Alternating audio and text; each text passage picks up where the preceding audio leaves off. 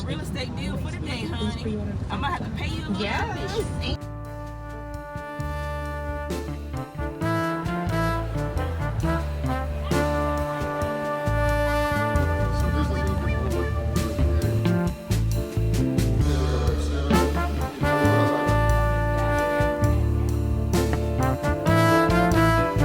Hey guys, how's it going? How's it going?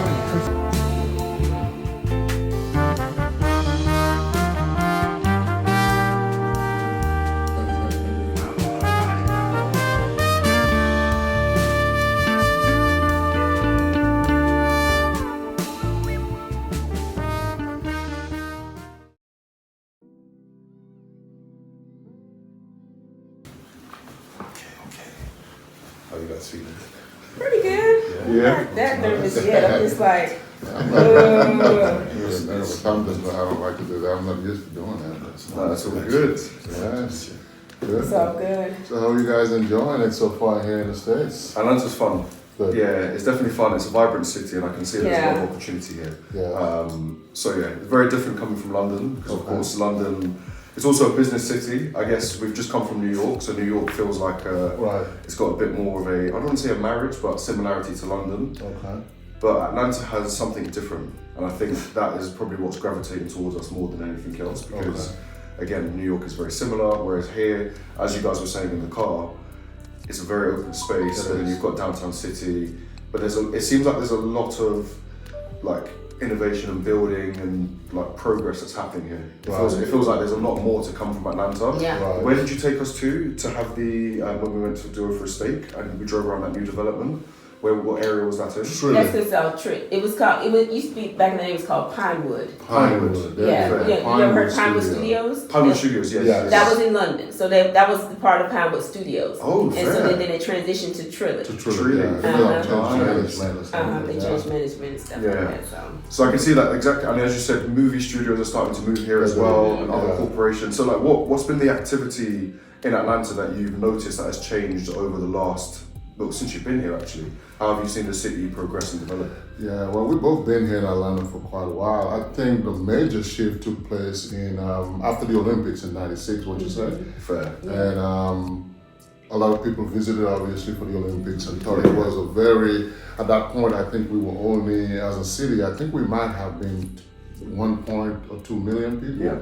And since then it's grown to over 7 million. Over 7 million? Wow, Yeah, in the city, yes. And your Olympics was in 1996? 1996, yes. Fair. Because so go ahead. Yeah, and to me, in my opinion, I think that's when the city really changed and developed, and everybody that came loved it and saw the opportunity. Yeah. And yeah, we love it. I mean, as far as black entrepreneurs, that's another reason. Atlanta is known really for its historical, with civil rights and everything coming from Atlanta. Absolutely. A lot of people with some really good, higher learning institutions here in Atlanta. Absolutely. So a lot of people saw opportunities coming from the smaller states like, Alabama, Mississippi, come here educated and saw it as an opportunity to absolutely. we love it, yeah. That's quite interesting because myself and Prince, we're from London, and do you remember when the Olympics came and how the city's changed? So our Olympics was in 2012. So it was announced, I think it was like 2005 or 2007, it was sometime around then. We were still in like primary school or younger years. Very young, yeah. And then the Olympics was announced, it was like a massive celebration. And then since 2012 up until now, I was even going on like Google Street View and going like back dates. Yes. I think from that point, especially onwards, in the last like decade or 12 years, let's say, the city has changed massively. So we've got a population of 10 million. Wow. So London's big. Well, London's big. It doesn't appear to be, but it is. So London's big, but again, like I think that the impact of kind of the development that we've seen over London, there's been so much development in terms of residential, commercial. So you can kind of see these are trends that are following quite a lot of cities. But I guess the Olympics is always a good little thing. Well, it's good, and I think what came out of the Olympics is really still opportunity because prior to that, I mean, compared to most cities, I think Atlanta had one of the most affordable housing systems for a city of its size. Yeah, absolutely. So everybody was like, "Whoa, housing here, you get pretty good house." Back then, the average price of homes were probably like for 100 average and 999 well, for the lower end. On the lower end. Yeah. You But I can think purchase back a then nice, decent home. That's the average. That was the average. Well, No, that no, wasn't the the average average. would That be was about- basically as far as affordability at that time. Yes. Individuals were able to get a starter home at the price of $69,999 because I sold quite a few of those homes. Right. You know, We invested and that was ourselves. a 3-bedroom nice. Yeah, flat. that's how we started. Yeah. Yeah. Okay. So now that same home is probably worth about $250 or more. That's that a same huge percentage increase. Yeah, Oh, that's it a is. big Crazy. increase over Yes. time. You So, know. yes. So what's the eligibility criteria for? Is it a particular scheme that's called, or when you're buying? Well, usually as far as affordability, there's a lot of different programs that help individuals get into homes. Okay, fair. But the market dictates what the value is. Absolutely. Based on what they, as far as after the crash, Of course. then houses increased. Yeah, They went down a little bit. Now Right. they're increasing. It follows kind of like the stock market, pretty That much. makes sense. And just to give you some background, when Fleda and I met, we both now we realtors is what we call it. course. We're both realtors. Her focus is in mortgage finance. Great. Mine obviously is in property valuations. Great. So we're one-stop residential- shop. One-stop shop. That's what I like to hear. That's how we. That's how we. Yes. What are the names Exactly. what are the name of your companies? So I'm with DS Murphy Valuation, DS and Murphy. she's Well, the company is Prime Star Realty Group, Yeah, but Prime Star as far Realty, as mortgages, it's Diamond Residential Mortgage as far as financing. Yeah, So yeah. perfect. yeah. So umbrella is Prime Star. Yeah, Prime Star. Prime Star, yeah. yeah. And Myland Investments is what we we're a big Yeah. umbrella that we have different. Yeah. Fair. stuff. So I think neither of you had backgrounds before getting into real estate. Am I correct? Or We did. I had a legal She background. did. Oh, fair legal background. Yes. Okay, Yes. so what made you transition from? Wait, walk us through that journey actually. 'Cause that's actually quite Ah, interesting. You went from okay. legal into real estate. So Right. walk us through this. So I have a paralegal degree.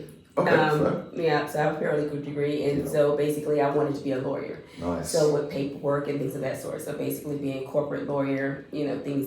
So as I ventured off into financing. Yeah. And then because I was actually a paralegal for a law firm for a long time. Yeah.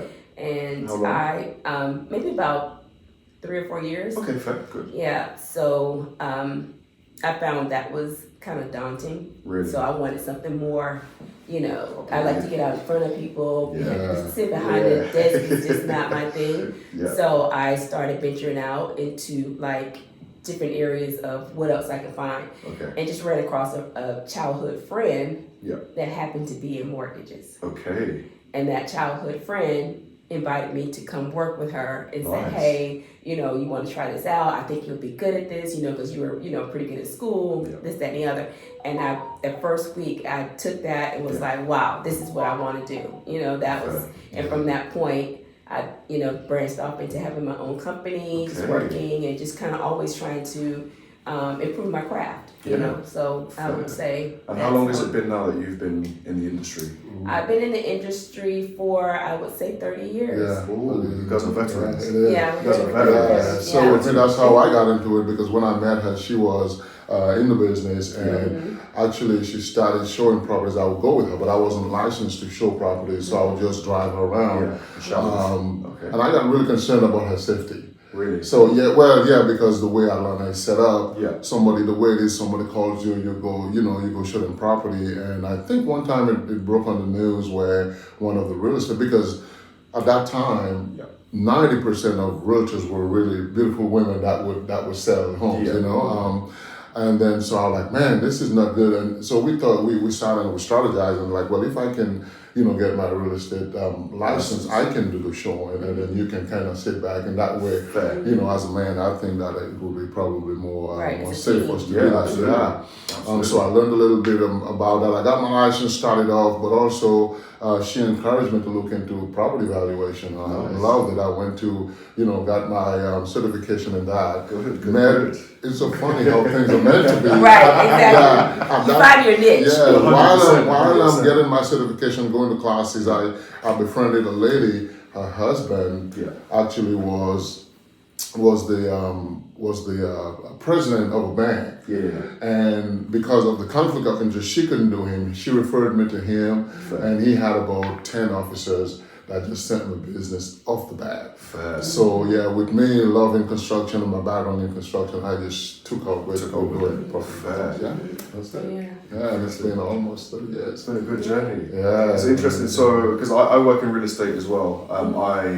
Residential, we call it lettings, which is the rentals department. Okay. I work very closely with the sales team, but I actually work primarily in lettings. So I'm in central London, prime central London as well, in an area called Notting Hill. But I also used to work in like areas like Fulham, South Kensington. So again, these are like the highly desirable residential areas of West London. Okay. I think when we met in September, we Yeah. was around Knightsbridge and Belgravia. Okay. So that's like an area of which I used to work in. So next time you come, I'm going to show you We'll some. go, so, Right. no, London, I think London. people talk a lot about, so is you classified Central, East London, West London, North, South, yeah. North, South, Yeah, okay. yeah, So yeah. that's So how that's how you certain kind of areas distinguish. referred to, okay. Correct, yeah. So and associate previous- certain things with certain Correct. parts of London, Yeah. okay, yeah. Of course, and myself coming from the commercial background, Okay. specifically co-working space, you showed me a few, was it yesterday or the day before? Right. And it's a very diverse. The great thing about it is with the commercial space, it's international.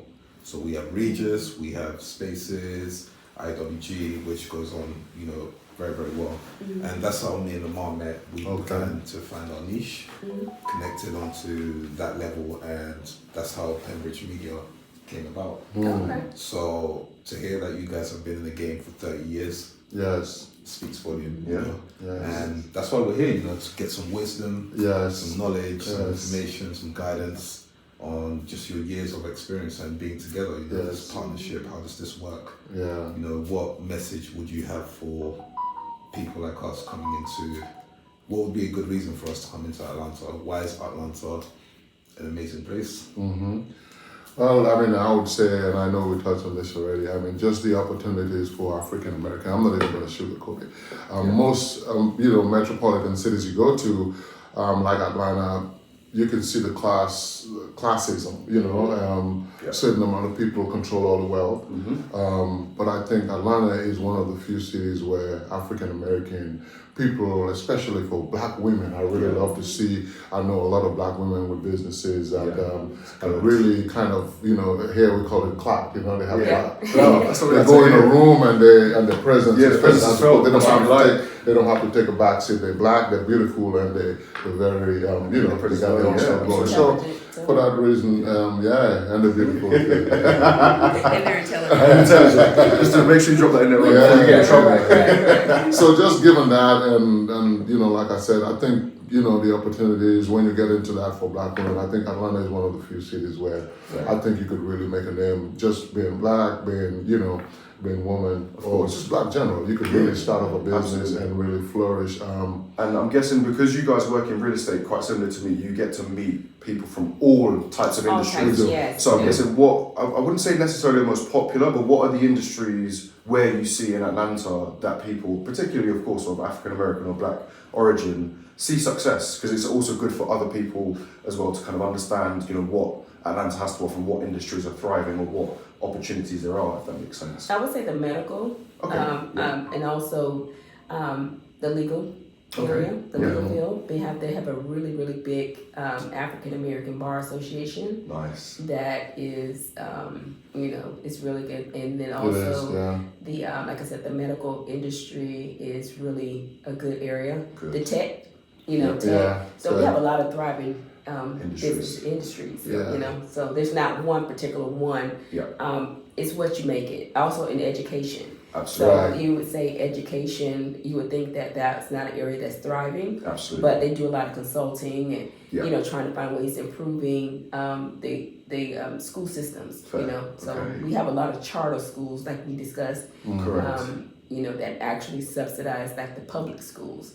Correct. So, you want that extra education, that's where higher learning, enrichment. Nice. Yeah, and for me, really, I love to eat, so I see even the restaurant Restaurants business. thriving. Yeah, I introduced you guys to a smoothie place. It's owned by a black woman. Yeah. Yeah, we've been there twice. Oh, you Twice in 48 hours. Oh, wow. We're going to go again today. Because Yeah. I love it. Nice. Yeah, Yeah. I love it. Oh, Smoothie Black King. woman. Yeah, Black The one that Market, was gonna introduce you to. That's she Yeah. owns that one. She owns that Oh, one. wow. Her and her husband owns it. Nice. And then they have the new development right It's right across the street. So they own that too. And restaurants. I mean, when you go in town, Atlanta and north of Atlanta is really the more affluential part of the city. Yeah. And you see, man, restaurants. They have saying that people in Atlanta don't cook. Because everybody eat out all the time. So they don't cook at home. They don't cook at home. A lot So of breakfast bars. A lot of breakfast bars. A lot of just eat in general. I mean, and it's a very lucrative business here in Atlanta. Yes. It used to be during the summer. It's not uncommon for you to wait 2-3 hours to get in a really, really good restaurant to get seated. Yeah. Wow, that's crazy. It's very crazy. Yeah, Atlanta's one of those cities have a little bit for everyone. Yeah. If you're into nature, they have Stone Mountain Park in different Right. places there. Oh, nice. If you're into art, Yeah. they have on a Friday night, they turn the art museum out to a DJ opening, on first Fridays. If you're into nature, again, like Botanical Gardens, Georgia Aquarium, they have learned how to lucratize these places by including events. Yeah. So they may have a brunch at the Atlanta Aquarium, or they may have a brunch at the Botanical Garden. You learn how to do wine tastings there. So they have incorporated, those items into their events. Yeah. Okay. Yeah. So it's a lot. In a nutshell, it's a city that's full of opportunities. And for you guys, you can bring something different. Coming from the UK, just kind of look and I really, really am happy you guys are here, so you can get a feel, because there's one thing telling you about somewhere from over the phone, but for you to kind of see and get your feel of what it is. Absolutely. I'll be on the foot to see what it is, and I'm excited about what you guys trying to do, because that's something I really don't see a lot of young black guys doing. Thank you. So you guys could be originators, or how they call it, like for something like that. Trendsetters for something like that.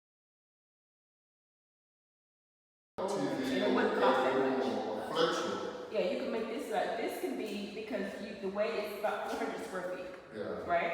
So if it's 400 square feet, like You Ryan can said, you can actually you'll be able to get your you can put your sheetrock here because we've done it before in my house. several times. Yeah. So we can and you have a door, which is a plus. So you have an actual door. You wouldn't even have to come in, and then you kind of. And I'm sure you need a bathroom area. It will be very easy because your plumbing is from the kitchen. It'll be easy to run plumbing here and have a bathroom.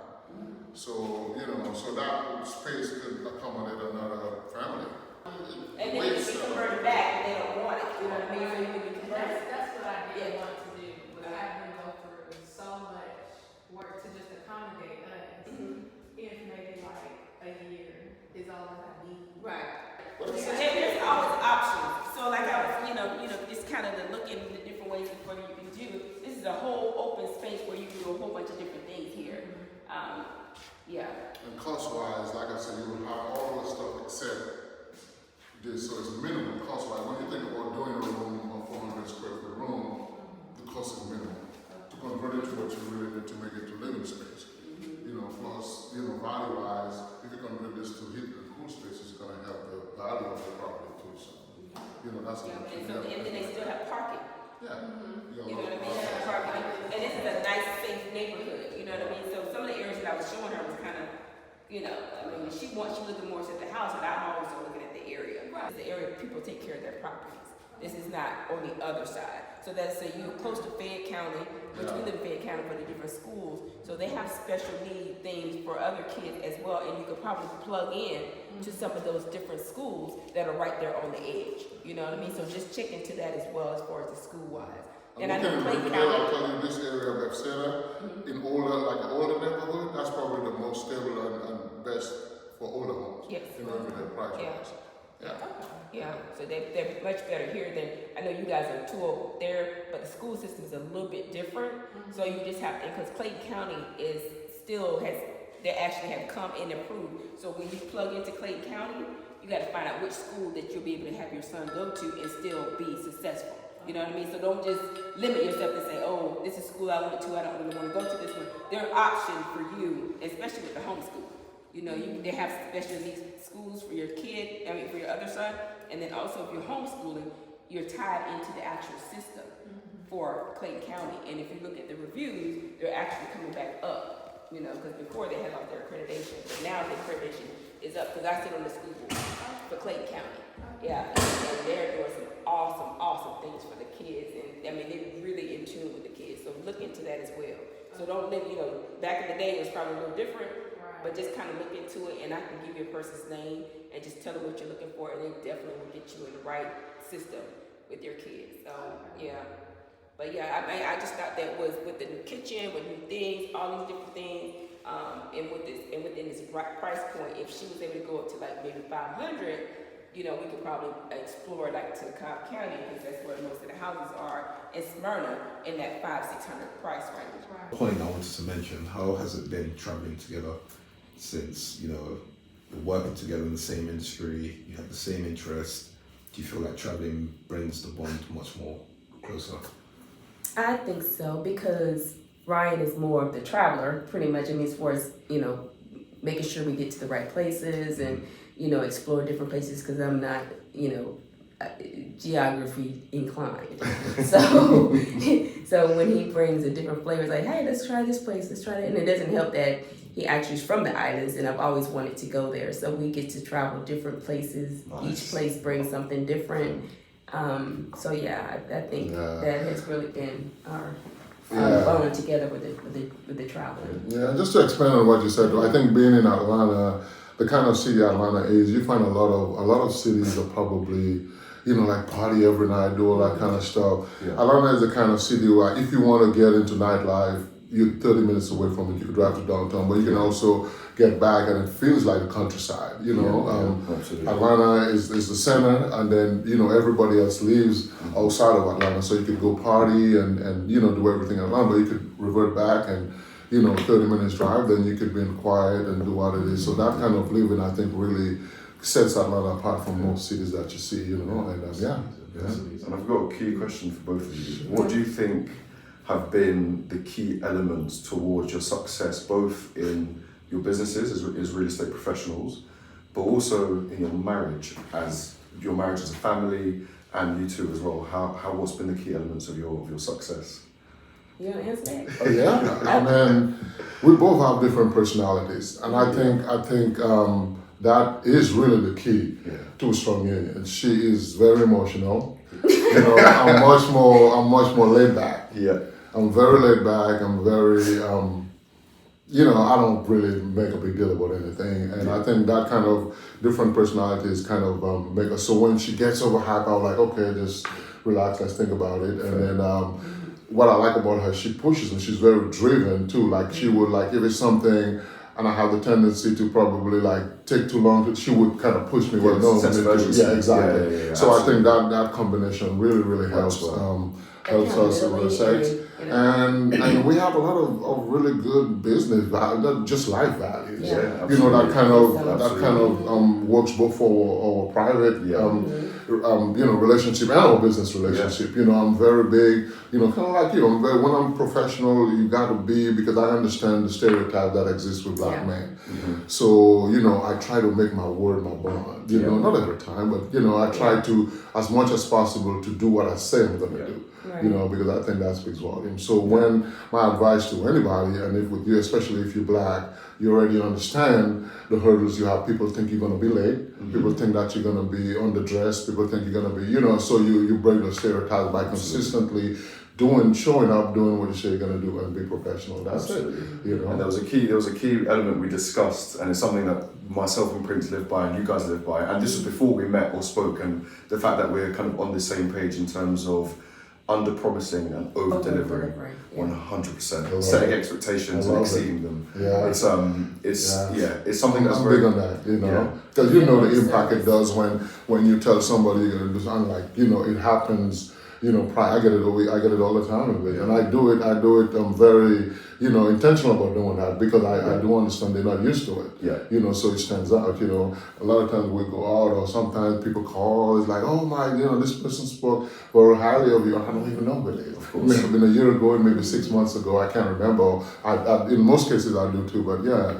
And it's the same with her too. Mm-hmm. You know, she goes hard with her clients. That's what you know what I mean? I mean, in business like that, sometimes the return on, you find clients that are challenged. Of course. Yeah. Yes, and you have to hold their hands, you have to do that because, it's sales, they're not ready, they don't understand the process, and she goes all out for them. And sometimes those are the ones that take the most time and financially less rewarding, but those are the ones that may refer you to 6 people, or you have Right. you have clients for life, as opposed to you get a big deal, you get a check, and exactly, and then they don't really appreciate that. So I think that, and I could vouch for her. She goes hard for everybody. Good. That's what I tell you. Everybody. She goes hard. I feel like one thing I've noticed about the both of you, you speak very highly of each other. Yeah. And that is one of the key things, that means a lot to a lot of young people look up to those kind of things in marriage and partnership, business and life. Yeah. What would you say, does it come natural? Is it something that you've reached to over the last 30 years, or how's it been, the complementing of each other? And I think it's pretty much, for me, I always want to see the good in someone. Yeah. Regardless who it is. But even more so if it's my partner, my husband, the person I'm going to, he always say that I share too much. He's never told me no. Okay. I like the fact that he trusts me. Yeah. It's on big decisions, they always say, oh, you're equal, this, that, and the other. Whatever God wants us to do is what we're going to do. Absolutely. You know what I mean? If he's going to lead on that situation, I'm going to let him lead. If I'm going to lead on it, then I'm going to lead. So it's not, we don't tug a war about roles or anything like that. Absolutely. And that's kind of, I just don't think that's not us. Maybe some people, but that's not us. Yeah. So if it's something that I'll think about it. I'm a praying woman. I'm always into prayer, so I'm always looking up for the higher power and figuring out, because once I got it, even if he doesn't agree with it, he's like, oh, I'm a truster on it, and it always has been a success. I would say 90% has been successful. Yeah. But when you stop communicating, when you're not on the same page and you're not communicating, Absolutely. then that's when is a lot of turmoil when you're not communicating. So I think communication is one of the biggest things that we had to work on as a couple. So it wasn't always like where we are right now. That communication comes in all types of forms. Did you call? Did you do? What are you doing? Because some people do not want to be accountable. So communication and accountability comes together. Yes. You know what I mean? So when there's turmoil, there's no accountability there. You know what I mean? So when you set that foundation and you expand on that, you're going to have a better relationship, regardless of whoever you're dealing with. What's clear? Are you clear about what you're asking me? Right. So I think that would be one of the things. For me, the same here. I echo the same. I think to me just being yourself, really. In holding yourself accountable. If you have somebody to do it, that's fine, but holding yourself accountable. And you guys, you ask about, about a business relationship too. I think the key is, like you said, being honest. Yeah. I go by a very simple rule that I treat people like I wouldn't be treated. No, I would never embarrass her, but believe it or not, when we get home, if it's something that I'm not happy about, I'm going to let her know. I'm very honest. Yeah. Very, very honest with her. Sometimes people come to us with certain, business ideas or something, or they might want to, loan certain money and stuff, and we talk about it. It's like sometimes she always yes, but sometimes I'm like, I don't think you're the yes person. I'm not the yes person. No, in terms of like business. I'm not the yes person. No, I'm not talking about that. I'm talking about like ideas to do stuff. You know what I mean? That's about when folks want loan money and all this kind of stuff. You're I'm a giving person. I don't care. I don't really. Pay me back. Yeah. So Fleda's a baby. That's the Taurus in you. So I'm the If you're gonna borrow money from me, you're gonna pay me back. There's two different ways that you're going to either borrow like that. or if you want some money. Yeah. Tell me what the difference is, because if you want the money, I'll let you know what I can afford. But if you want to borrow the money, I'm going to write a contract. Yeah. Thank you for saying. Yeah. So Taurus. I don't mind. What's your intentions? Because you already know your money. intentions, right? I think with my personality, I think the only downside to the way I'm with money is my family. They take advantage of that because they know who I am. If they ask for it, I'll get. I don't care about. I don't care about money. Yeah. I'm always thinking as long as every day, man. I've never prayed for me. I pray for health and strength every day. That's it. Because I know if I have those two things, I can make money. It's true. So I don't really value money. Like, you know what I mean? I'm a very, very giving guy. You value money. You don't. It's not like money is not one of your. I wouldn't say money. I'm responsible. Yeah, responsible. Money. Yeah. Yeah, but I don't when you say like, you don't value money, well, you do value money. When I say when it comes to my family, if I have it, I'll give it to them. Basically, you know, some people like my brother. He's tired. Exactly. You know?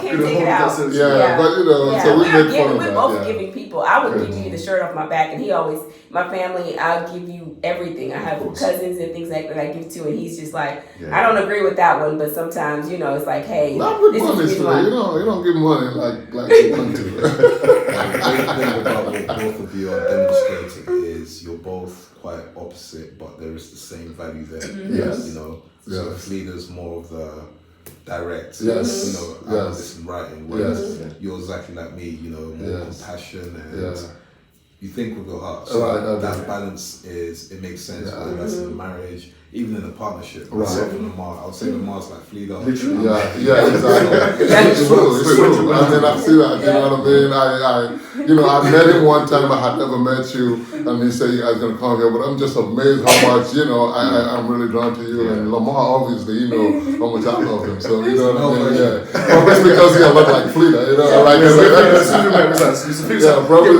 like Fleda, like him, so, it just, and I think that really helps, we're just different and we complement each other. Yeah. But in business relationship, whatever, it have to be, honesty, I think, brutal honesty, just communication and stuff. Some people complicate the whole marriage thing, they complicate it by rules and regulations and all these different things. What works for you may not work for me. What works for him may not work for me. Right. You have your standards of what your non-negotiables of things that you're not going to tolerate. A really good question for you guys. What are some of your proudest moments? Oh. Both in business and in marriage. Okay, so when I think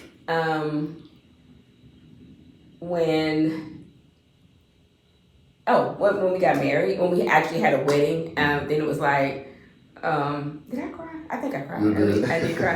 And now I said, something is in my eye. He was like, you crying? I was like, yeah. So I think that, and also, the birth of our kids were like some of our proudest moments. Mm-hmm. Actually, when we bought our first home together, that was our we were 25. Yeah, 26. 26. Yeah, we bought our first home together, and in business, being able to get those large clients, you know what I mean, those $1 million clients that trust you. Yes. You're like, we did that one time. It always happens when you're out of town. Right. You're out of town, you get this $1 million deal, and I was on that. I was okay, just figuring out how to work that out. A long time ago, you guys heard of a comedian? You might be too young for that, but Joe Torre is his name. Oh yeah, and but he was a very popular thing in the '90s. A very popular comedian, big in Atlanta, and he's actually from Ohio. And I had helped him with his loan and his purchasing a home and stuff. And I was like, if I can do this, I can do this for a very long time. So he trusted me to be able to do his financing and his real estate for him, for Joe Torre. Really good. That was so many. It's a proud moment, for me, my personality, I'm not really like a show-off guy and stuff, I do, like when we met, that was good because I think it was more than just, you meet a girl, you shoot the shot and stuff. I think for our coming together, I think it was very spiritual too, what I mean? Because, so that was a highlight moment to really pray, to settle on the edge. Before I met her, I was just, running around playing. Yeah. When I prayed to settle down, I met her, I got the right moment. So I think I was very proud and appreciative of that. Yeah. And you'll see that, set goals, what I mean? And then to reach that goal, and I've excelled at everything I do. I mean, prior to really doing the valuation, or when the market shifted I took another job that I'd never done before and learned it and for the next year, I became like the Top. tech of the year, the top. Where we went to meet the president of the company and stuff. Nice. So work ethic has always been, you know. Even in real estate, we were like the Yeah. top realtors of the companies that we were That we working work for. with all the time. So Yeah. every time we were at the top, Yeah. it's like it wasn't like a competition for us. Yeah. So I'm very competitive, but I'm not competitive against people. Cool. If that Yeah. makes, I'm competitive within myself. Self, Yeah, so I'm not looking at you. I'm looking at what I can do. What's the most that I can actually Right. do? Yeah, yourself. Yeah, to get Absolutely. better than yesterday. So I wake up with that. How can I get better than yesterday? What can I do? What was my, and even in business, if it's something going on and I didn't do it correctly, that it's like, why didn't I get that right? Yeah. So I'll go back and research it. So the next time, because I think time is money. Yeah. You know what I mean? So if I spend too much time on something and I didn't do it correctly, I have to go back and just keep doing that. Yeah. Another part of the moment is when we actually start buying investment properties and Nice. seeing those the returns, and also being able to have several properties and also being able to give back. Like, I bought people cars, I bought my stepfather a truck, Nice. just cash money, just being able to use the funds that I have to share with my family. Yeah. That's And what I'm understanding wealth too, because we didn't grow up with mentors like our Absolutely. parents teaching us about money, and that's the cycle that we want to break as far as our kids, to teach them about generational wealth. Absolutely. You know what I mean? I think that's very important, especially for Black families. Absolutely. You know what I mean? So so everything we do, moves we make, we're very conscious of what we're doing to be able to do that as well too. And but so as far as you guys, man, I'm very excited to be so young, to see you guys so young and breaking into something that's not very common, and but I would just advise, man, just trust each other, push each other, and then trust each other to do it, and don't be afraid to agree to disagree. You know what I mean? And I'm pretty sure we do that.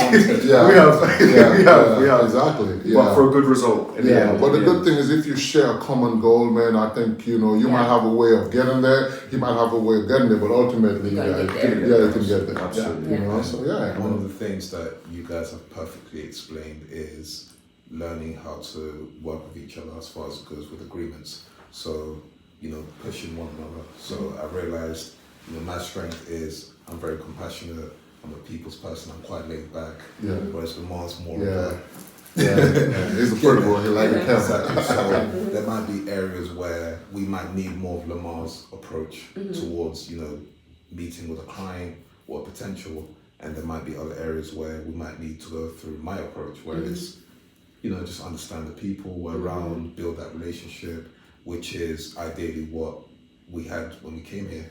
This is our first time in Atlanta, and you have welcomed us with open arms into your lovely home, which we really do appreciate, and we constantly speak about this. So a question that I have for the both of you is, as times has changed from the 90s up until now, a lot of our generation wants quick success, as far as it goes with investments and creating a business.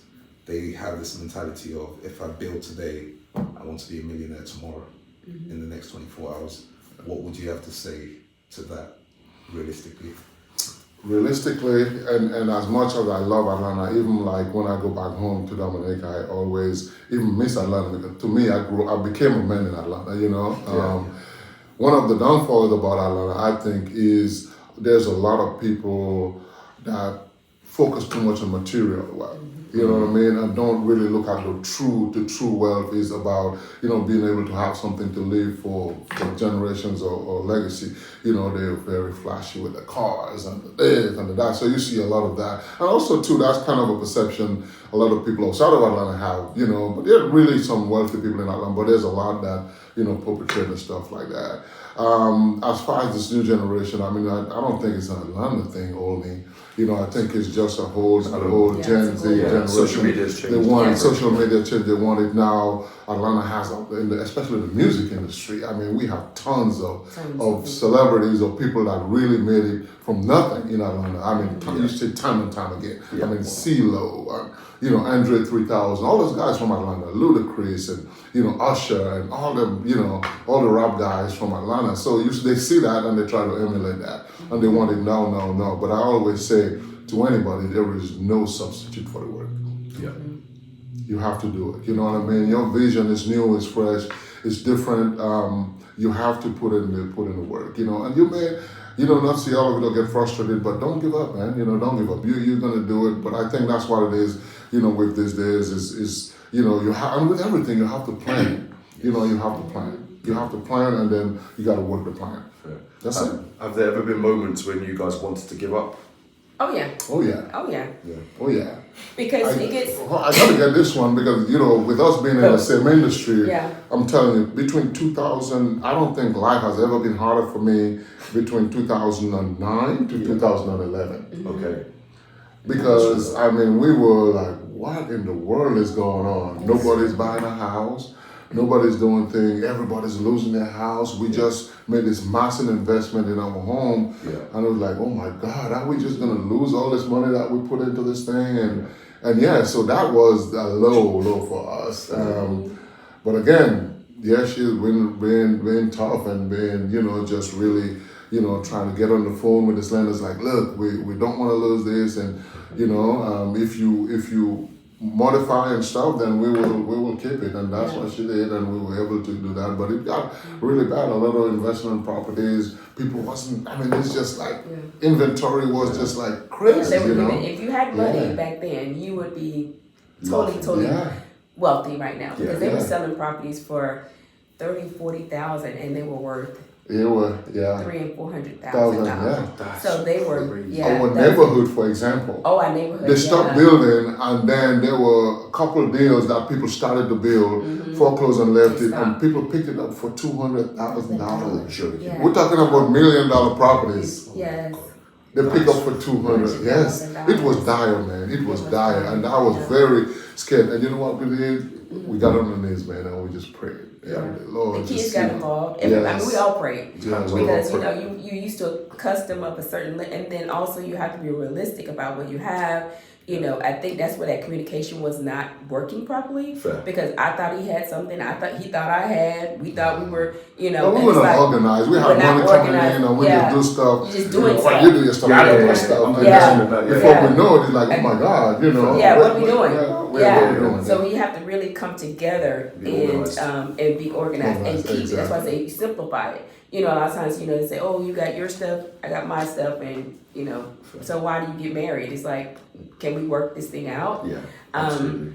But yeah, that's kind of how we have to just kind of play off each other and come up with a strategy and stay there, and also now what we try to tell people is, as far as when you're out to get rich quick, there's no there's no because there's a lot of Ponzi schemes, there's a lot of network marketing. You have to bring someone in. You got to bring, so you'll make a little money, a little bit, but at the end of the day, do you have an established business? Yeah. Do you have something that's viable? Do you have something that you can sell, or can you pass it along to someone else? If you can't pass it along to someone else, then it's not a viable business. You know what I mean? So even with real estate, you say, how can you pass it on? You can pass on your traits. You can pass on your knowledge. If you have a portfolio, if you bring someone else in, they trust you, so they're going to trust them. You know what I mean? So you have that type of business.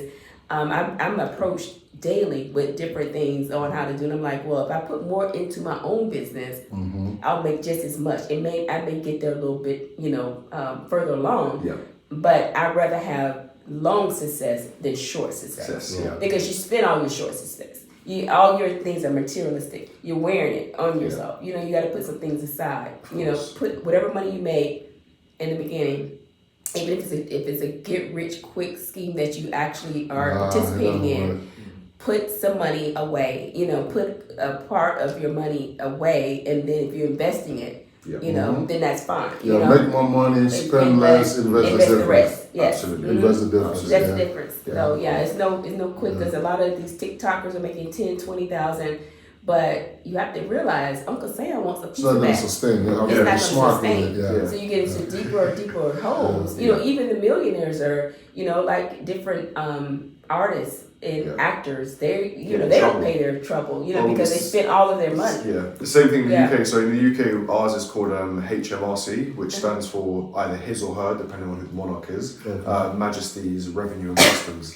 Exact same as the IRS. Is Oh, okay. taxman or taxwoman, or as you guys call it, Uncle Sam, we call Yeah. it taxman. Okay. Go pay your taxes. Yeah, you gotta Yeah, say that's taxes. exactly. They always say, Wow. joke and say, it's two things that's guaranteed: death and taxes. Taxes. Yeah, you Always. know, yeah. Yeah, those are And even when you the die, there's taxes to be paid as well, Yeah. depending on your estate. Right. So another advice I'll give to you guys too is just trust each other too, and don't underestimate, your talents and stuff that you have, because you have value, you bring value to something. Like for me, when I get a real estate client, it's easy. I can bring valuation as my value proposition to that deal. It's like, well, yeah, I can tell you everybody, but I know more than the typical agent because I can tell you that aspect of it, Right. So with you, you guys being so diverse and talented with music and different stuff and what you want to do, don't underestimate that. That's your value proposition that you can bring to the table when you look at a project or do some stuff like that. The way you guys handle this stuff. I mean, I'm accustomed of taking a picture and then the way you just give me a whole different perspective. It's like, man, this thing looks so